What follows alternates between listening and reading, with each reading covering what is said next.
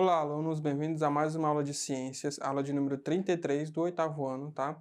E na aula de hoje, nós vamos continuar na revisão, tá? Que vem acontecendo, como nas aulas anteriores, tá? E um tema que também tem relação com as aulas anteriores, tá? Nós falamos, né, nas últimas aulas de sistema reprodutor masculino, depois feminino, e agora nós vamos fazer alguns comentários, revisar alguns pontos sobre ISTs e métodos contraceptivos, tá? Lembrando que se você voltar algumas aulinhas, a gente tem uma aula, né, em que a gente tem um estudo mais focado nos dois temas, tá? Aqui é só uma aula de revisão para que a gente possa aí rever os principais pontos e lembrar, né, refrescar nossa memória com essas informações, tá bom? Trouxe para vocês 5 questões, tá? Vamos ler com bastante atenção e tentar aí retirar de cada questão o máximo de informações possíveis, tá? Vamos lá? Aí na telinha para vocês tem duas questões, tá? Uma questão discursiva, tá? Em que eu espero que vocês consigam construir uma resposta objetiva, tá? Satisfatória. E na 2, uma objetiva, tá? Para classificar em verdadeiro ou falso. Questão número 1 pergunta: os métodos contraceptivos podem ser classificados de acordo com seu mecanismo de atuação. Com base nesse critério, né, mecanismo de atuação, quais as classificações possíveis, né? Então, quando a gente fala de métodos contraceptivos, né, cada método contraceptivo tem um mecanismo de atuação, né? Alguns vão por uma via hormonal, outros vão por uma via mais física, tá? E existe, com base nesse critério, né, de atuação, algumas classificações, tá? A questão pergunta: que classificações são essas, tá? Vocês lembram lá da nossa aulinha sobre métodos contraceptivos? E a questão número 2 pede que vocês classifiquem, né? Nós temos aí 3 assertivas, né? 3 afirmativas, e a questão pede que você classifique em verdadeiro ou falso, né? O que tiver de roxo é verdadeiro, e o que tiver ali de laranjado é falso, né? Letra A. A camisinha é um método que previne exclusivamente gravidez indesejada? O que vocês acham? É verdadeiro ou é falso? Letra B. A laqueadura, em alguns casos, pode ser revertida. E aí, o que vocês acham? Falso, é verdadeiro? E a última, o método da tabelinha para evitar a concepção, tá? Concepção é a mesma coisa que gravidez. Assim, tem relação, né? Para evitar a concepção é bastante eficaz, tá? Então, classifiquem aí, né? O que vocês acham que é verdadeiro, o que vocês acham que é falso, tá? Vamos lá? 3, 2, vou colocar a resposta na telinha para vocês, tá? A questão número 1, gente, é bem tranquila. Vou ler com vocês e a gente vai tecer alguns comentários, tá? As principais classificações são métodos comportamentais, tá? Então você tem métodos contraceptivos baseados em uma mudança de comportamento, tá? O mais famoso desses é o coito interrompido, né? Em que durante a relação sexual o homem retira o pênis antes da ejaculação, tá? É o método eficaz? Nem um pouco, tá? Porque existem aí questões fisiológicas, né, em que o homem às vezes pode eliminar, durante a relação sexual, antes da ejaculação, ele pode eliminar sêmen, tá, que pode engravidar a mulher, tá? Então, esse coito interrompido, ele é bastante, assim, ineficaz, tá? Mas ele é considerado um método contraceptivo comportamental, né? Você tem ali uma mudança de comportamento para tentar evitar a gravidez indesejada, tá?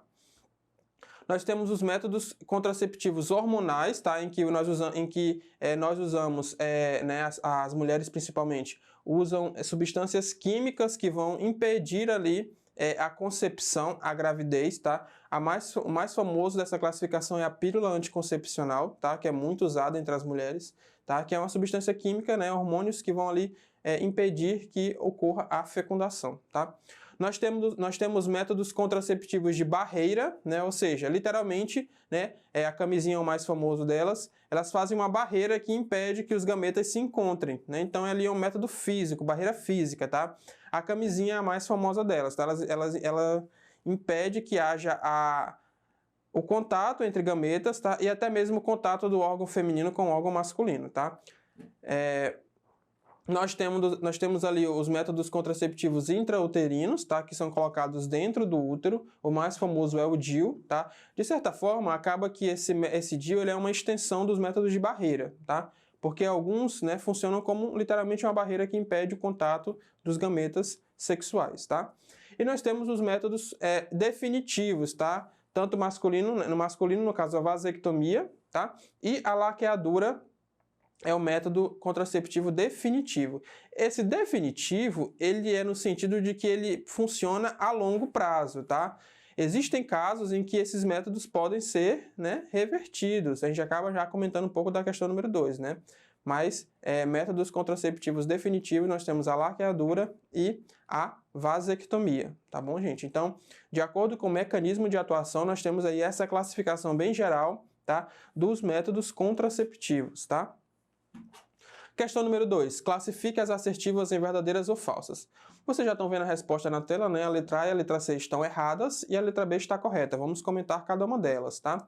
Por que a letra A está errada, é falsa, né? A letra A diz: a camisinha é um método que previne exclusivamente gravidez indesejada, tá, gente? Tá errado porque essa não é a única função da camisinha, né, gente? A camisinha, ela vai, lógico, que prevenir, né, a gravidez, na medida que ela impede, ela é um método de barreira, lembra? Ela impede, né, o contato dos gametas masculinos com o gameta feminino, então ela vai sim prevenir uma gravidez indesejada, mas ela também, né, e eu acho que é até uma função um pouco mais importante, ela previne a transmissão de ISTs, né, infecções sexualmente transmissíveis, né? Então, infecções que podem provocar doenças, tá? Então, acaba que, né, é claro que uma gravidez indesejada, ela, né, como ela é indesejada, ela vai trazer alguns prejuízos, mas, né, mais grave que isso é você contrair uma IST, né, uma infecção que pode lhe causar ali uma doença, muitas vezes incurável, tá? Então, a camisinha, ela previne gravidez indesejada e a transmissão de infecções sexualmente transmissíveis, tá? Letra B. A laqueadura, em alguns casos, pode ser revertida. Sim, gente, a laqueadura ela é considerada um método contraceptivo definitivo, tá? Mas em alguns casos, não são todos, tá? Ela pode ser revertida, tá? Que casos são esses, tá? Se durante a cirurgia de laqueadura as tubas uterinas não forem ali danificadas, né? As paredes não forem danificadas, tá? Ela pode ser sim revertida, né? Então a mulher pode ali religar, né? Ela pode religar as tubas uterinas e pode sim vir a ter uma gravidez, tá? Mas não são todos os casos, tá? E quanto mais tempo a mulher fica com essa cirurgia, né? Mais difícil vai ser que no futuro ela queira reverter esse processo. Então a mulher faz uma laqueadura, né? Uma laqueadura, se passa 25 anos, né?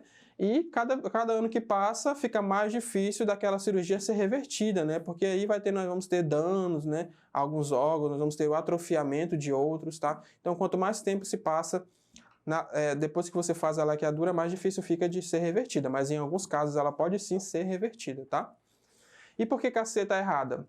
O método da tabelinha para evitar a concepção é bastante eficaz, tá, gente? O método da tabelinha é aquele em que a mulher consegue, de acordo com o seu ciclo menstrual, definir quais são os seus dias mais propícios a engravidar, o dia que ela ovula, tá?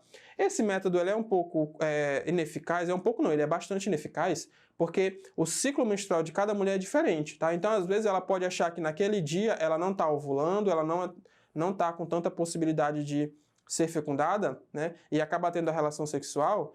E na verdade, aquele dia foi o dia que ela ovulou, tá? A mulher ela não tem controle total do seu ciclo menstrual. Então, as datas variam. Vai ter um mês que ela pode ovular mais cedo, outro mês ela pode ovular mais tarde. Então, acaba que não é um método aí 100% eficaz, tá? O ciclo menstrual ele varia de mulher para mulher. Então, você não pode, né? A mulher não pode se confiar só nesse método para evitar, ou se ela caso que ela queira, né? Um filho, né? Então, é um método um pouco aí controverso, tá? Então, na questão 3 e 4, né, são questões discursivas, a questão 3 pede, né, quais são os riscos de não usar métodos contraceptivos? E a 4 pergunta o que é uma IST, né? Eu já falei desse conceito na questão passada.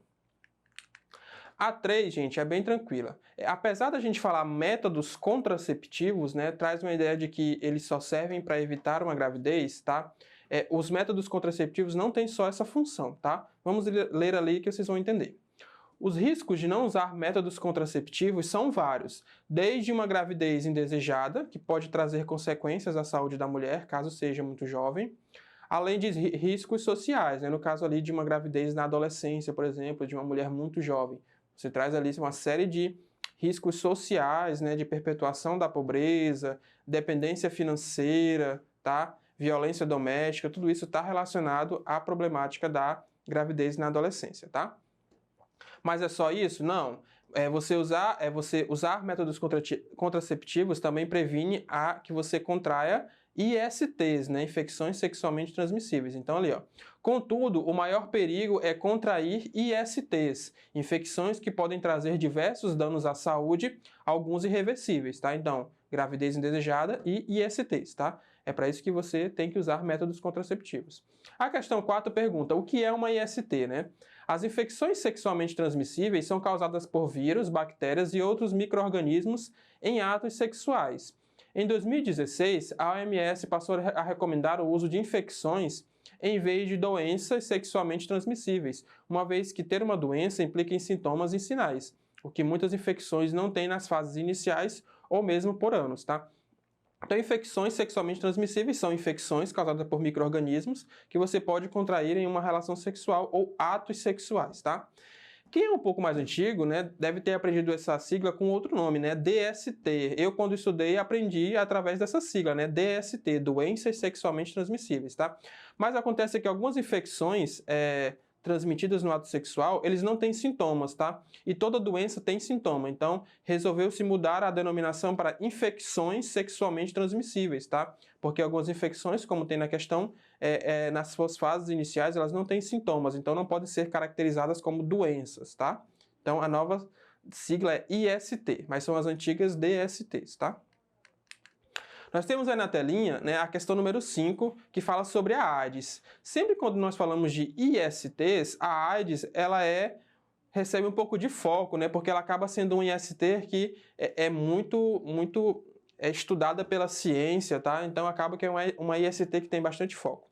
A questão número 5 pergunta: a AIDS é uma doença que se caracteriza pelo enfraquecimento do sistema imunológico, o que desencadeia o surgimento de doenças oportunistas. Sobre a AIDS, marque a alternativa correta. A AIDS é causada por um vírus chamado HPV. A AIDS é transmitida exclusivamente por via sexual. A AIDS, se tratada precocemente, apresenta 100% de chances de cura. O exame para detectar o vírus da AIDS é feito por meio da coleta de sangue e está disponível gratuitamente no SUS. Então, qual dessas assertivas é a verdadeira? Vamos lá? É claro que é a letra D, tá, gente? Vamos comentar primeiro as que estão erradas, tá? Bem breve. A letra A AIDS é causada por um vírus chamado HPV, tá errado. O vírus que causa a AIDS é o vírus do HIV, tá? O vírus HIV infecta o corpo humano, tá? E aí, se a pessoa não fizer o tratamento, ela desenvolve a AIDS, tá, gente? Estar infectado por HIV é diferente de ter AIDS, tá? São coisas diferentes. Letra B. A AIDS é transmitida exclusivamente por via sexual. Não. Também pode ser transmitido através do compartilhamento de seringas e até durante o parto de uma mãe que tem HIV, ela pode passar para o filho esse vírus, tá? Se ela não tiver um acompanhamento médico precoce, tá? Se ela tiver acompanhamento médico e tomar os devidos cuidados, ela não vai passar esse vírus para o filho, tá? Mas ela pode passar. Então não é só por via sexual.